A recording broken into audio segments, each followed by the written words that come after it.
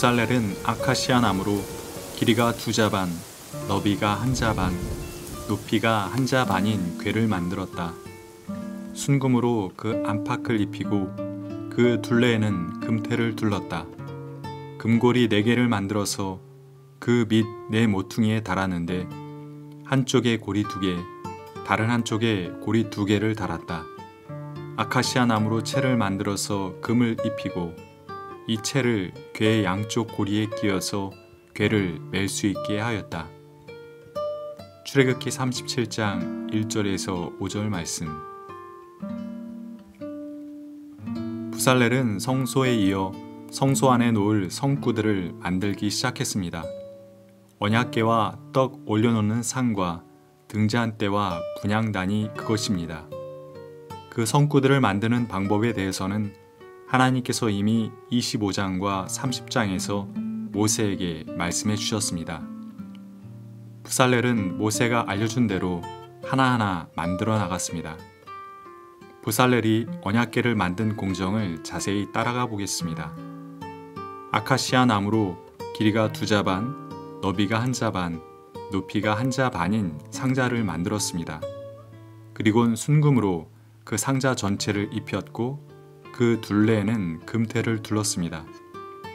이동을 위해 금고리 4개를 만들어 상자의 4모퉁이에 달았습니다.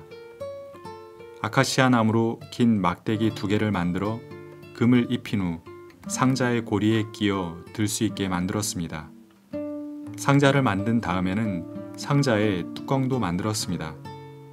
뚜껑은 순금으로 길이가 2자 반이고 너비가 1자 반이었습니다. 이 뚜껑은 그 위에 1년에 한 번 대속죄일에 대제사장이 민족의 속죄를 위한 피를 뿌렸기 때문에 속죄판이라고도 불렀습니다. 뚜껑 만들기는 여기서 끝나지 않았습니다. 다시 금을 두들겨서 뚜껑 위에 천상의 존재인 그룹 둘을 만들어서 서로 마주보게 했습니다. 부살렐은 그룹이 날개를 펼쳐 날개의 그늘로 속죄판을 덮도록 만들었습니다.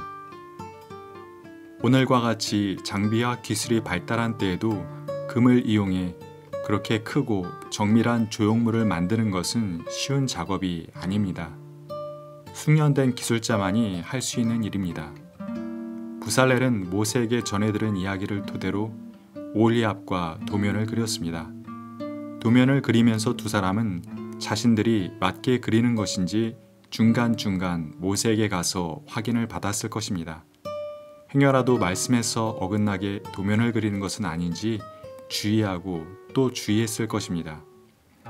그리고 미처 도면에서 표현되지 않은 부분을 만들어 나갈 때에도 하나님께서 말씀하신 대로 만들고 있는 것인지 주의했을 것입니다.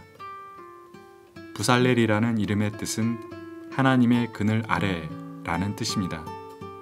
누군가가 하나님의 그늘 아래에 있다고 말하는 것은 그가 하나님의 영향력 아래에 있다는 말일 것입니다. 부살렐은 자신의 손으로 만드는 성막이 자신의 능력 아래서 만들어지는 것이 아니라 하나님의 그늘 아래서 만들어지기를 바랐을 것입니다. 우리는 하나님의 그늘 아래서 산다고 말은 하지만 실상은 욕망의 그늘 아래서 살 때가 많습니다. 때때로 자신의 욕망의 그늘을 하나님의 그늘로 왜곡시키는 경우도 많습니다. 예수님께서는 대제사장을 비롯한 일부 종교 지도자들의 돈벌이 수단으로 전락한 예루살렘 성전을 바라보시며 이 성전을 허물라 말씀하셨습니다. 예루살렘 성전의 겉은 하나님의 성전이었지만 속은 강도의 구렬이었습니다. 우리의 마음속 성전은 어떻습니까? 하나님의 그늘 아래 놓여 있는지요? 혹시 욕망과 생기를 잃은 오래된 습관의 그늘 아래 놓여 있지는 않은지요?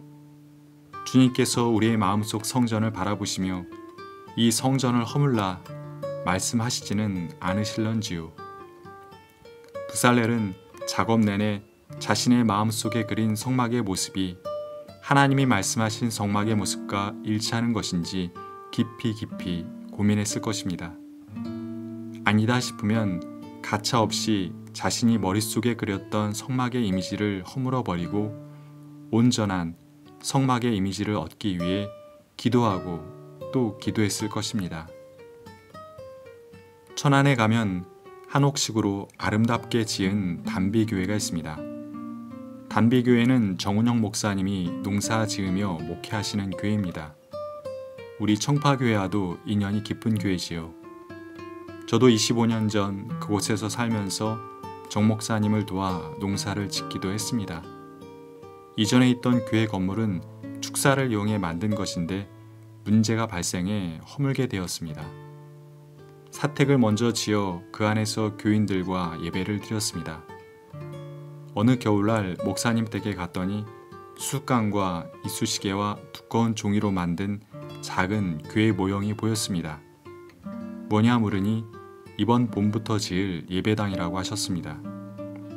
작은 모형이었지만 근사했고 그대로 지으려면 꽤 많은 시간과 예산이 들 것 같아 보였습니다. 정말 저렇게 지으실 수 있을까? 라는 생각이 들었습니다. 그런데 목사님은 정말 그 다음해 봄부터 공사를 시작하셨습니다. 큰 목재들을 구해 마당 한편에 쌓아 놓으셨습니다. 그리고는 그 특유의 소거름 같은 우직함으로 하나하나의 공정을 밟아 나가셨습니다. 자금이 없었기에 모든 공정을 직접 하셨습니다. 터를 닦고 나무 골조를 세우고 벽을 세우고 석가래를 치고 창틀과 창문을 짜서 달고 기와를 올리고 중간에 돈이 떨어지면 공사는 중단되었습니다.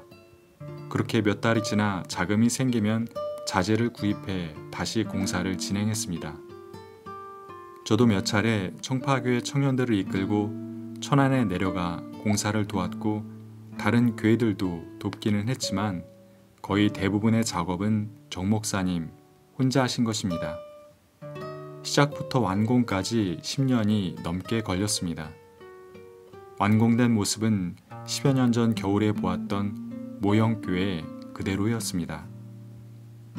친환경 농법이 보편화되기 전부터 정 목사님은 건강한 먹거리 생산을 위해 노력하셨습니다. 우렁이 농법으로 벼농사를 지으셨지요. 청파교회도 그 유기농 쌀로 주일에 공동 식사를 했었습니다. 단비교회 주변에는 여느 농촌 마을이 그렇듯이 연로하신 어르신들이 주로 살고 계십니다. 목사님은 그분들의 논밭을 자기의 논밭처럼 가꾸었고 교회에 나오시던 어르신들이 거동이 불편해지자 사택으로 모셔 마지막 가실 때까지 정성껏 보살펴 드렸습니다.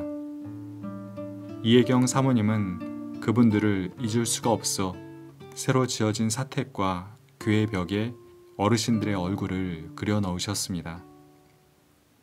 건물만 아름다운 교회가 아닌 진정 생명을 살리고 보듬는 아름다운 교회는 쉽게 만들어지지 않습니다.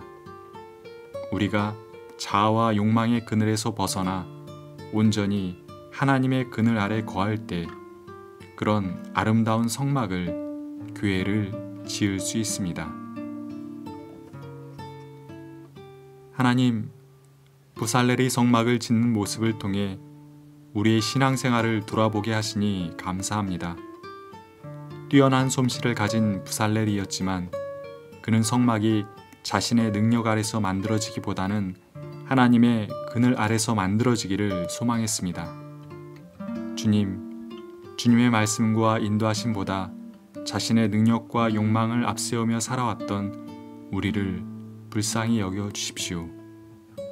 자아와 욕망의 그늘에서 벗어나 하나님의 그늘 아래 살게 해 주십시오. 나를 중심에 놓았던 마음의 성소를 허물게 하시고 하나님을 중심에 모신 새로운 성소를 세우게 해 주십시오. 매일매일 그릇된 성소 허물기를 주저하지 말게 하시고 하나님의 인도하심에 힘입어 매일매일 아름다운 성소를 힘껏 세워나가게 도와주십시오. 아멘.